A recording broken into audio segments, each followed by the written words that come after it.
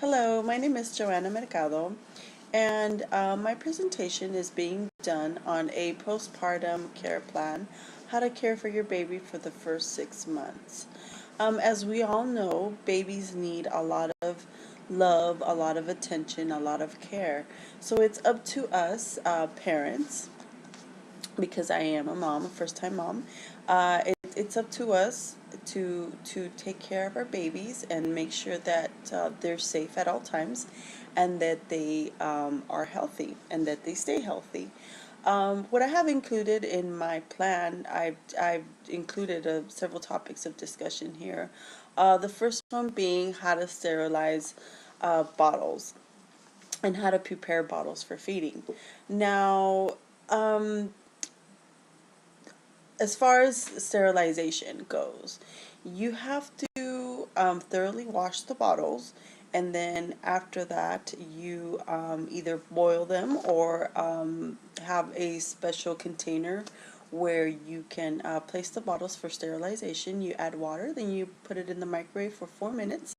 After 4 minutes, they're sterilized and good to go, ready to be prepared in a for bottle feeding. After they are sterilized, you can include your formula and your water, and just shake really good and feed your baby. The second topic of discussion that I've included in my presentation has been how to safely place a baby in an infant car seat. Now, this can be very tricky. An infant car seat is a two-part. It's a two-part car seat. It consists of a platform and then the actual infant car seat. Now, as far as the platform goes, the way that you set it up, it has to be facing towards the rear. So you won't be if you are the driver, for example, in your baby, and you have your baby in the back seat, you won't be able to see your baby because your baby will be facing towards the rear of the vehicle.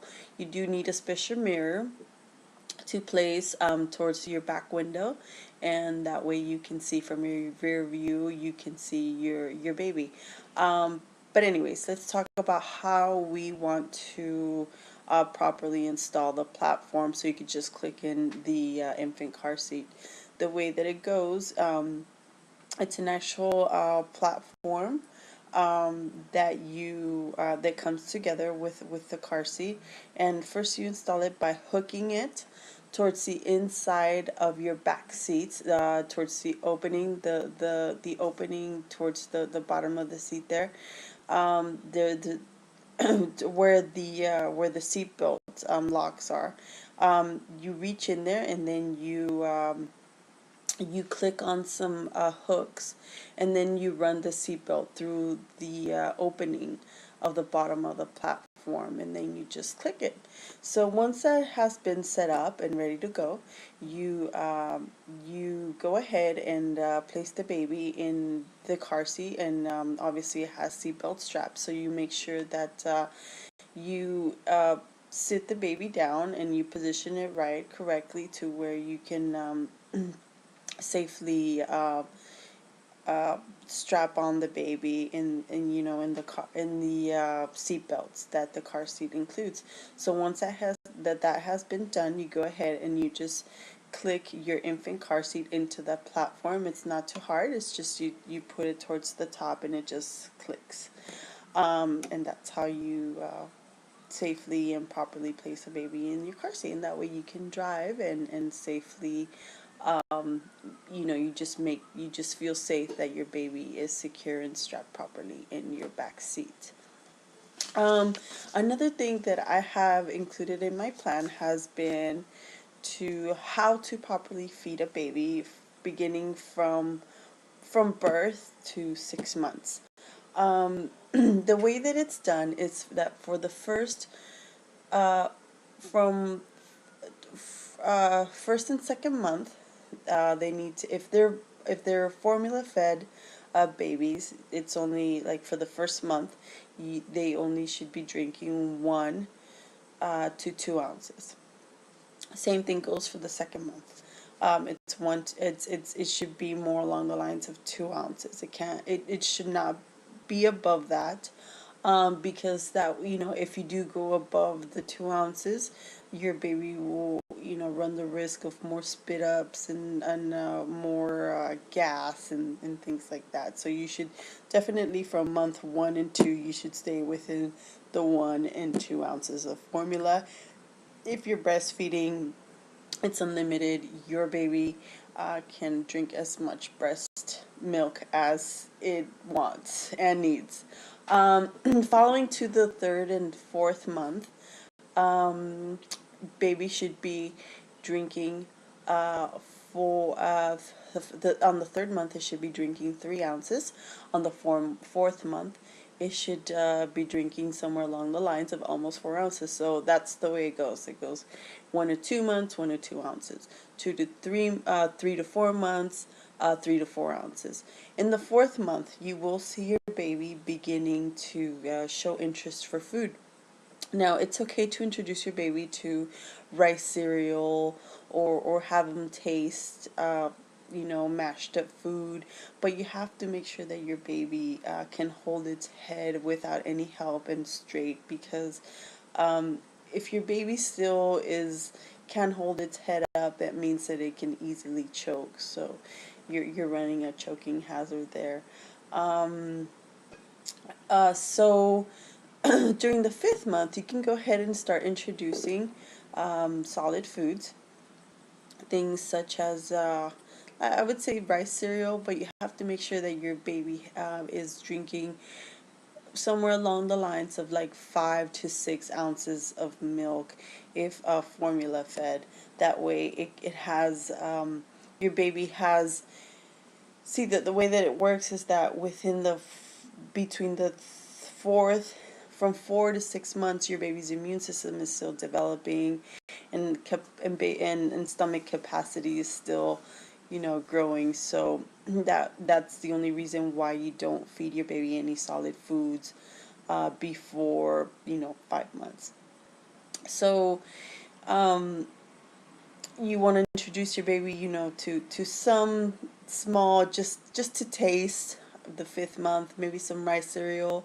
Um, New rules are by pediatricians that you don't include cereal in bottles anymore. I don't know why they don't do it like they used to, include cereal in bottles. But now you have to do it separately and actually feed it to them. And usually it's about maybe a teaspoon to a tablespoon. I would say a teaspoon. Mix it with a little bit of formula and just feed it to them with a little child proof rubber spoon to protect their gums. And then finally, when 6 months, when the baby, hits 6 months, you can go ahead and start feeding your baby solids.